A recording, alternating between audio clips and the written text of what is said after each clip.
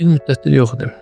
Çünki məni düşündürən suallar var idi. Çoxdandır beynimdə bir sual fırlanır. Bizim ölkədə qrafik dizaynın aqibəti necə olacaq? Həqiqətən hər şey loqonu biraz böyük deməkdən və ya bir promptla dizayn edirəm deməkdən ibarətdir. Məncə, süni intellekt bizim yerimizi tutmaq üçün yox, bizi sıradan texniki işlərdən azad edib əsl yaradıcı ideyalara vaxt ayırmağımıza kömək etmək üçündür. Çünki algoritmlər nə qədər mükəmməl olsa da, bizim insan duyğularımızı və ruhumuzu dizayna götürə bilməyəcək. Etiraf edək, Azərbaycanda dizayner olmaq həm çox maraqlı, həm də bir o qədər çətindir. Bir tərəfdən bunu Canva'da özüm də yığaram deyən bir kütlə var. Digər tərəfdən isə estetikaya, rənglərin dilinə və tipografiyaya önəm verən brendlər formalaşır. Amma bir həqiqət də var ki, indi artıq sadəcə qəşəng dizayn etmək kifayət etmir. Mən bu fasilədə anladım ki, bizim sahənin gələcəyi süni intellektdən və yeni proqramlardan yox, bizim fərqliliyimizdən asılıdır. Müştəriyə dizayn yox, həll yolu satmağa başladığımız gün hər şey dəyişəcək. Çünki qrafik dizaynerin əsl işi sadəcə estetik görüntülər yaratmaq deyil, vizual dil vasitəsilə problemləri həll etmək və markanın ruhunu insanlara düzgün çatdırmaqdır. Və sizcə Azərbaycanın dizayn sahəsində ən böyük problem nədir? Qiymətlər, müştərilər,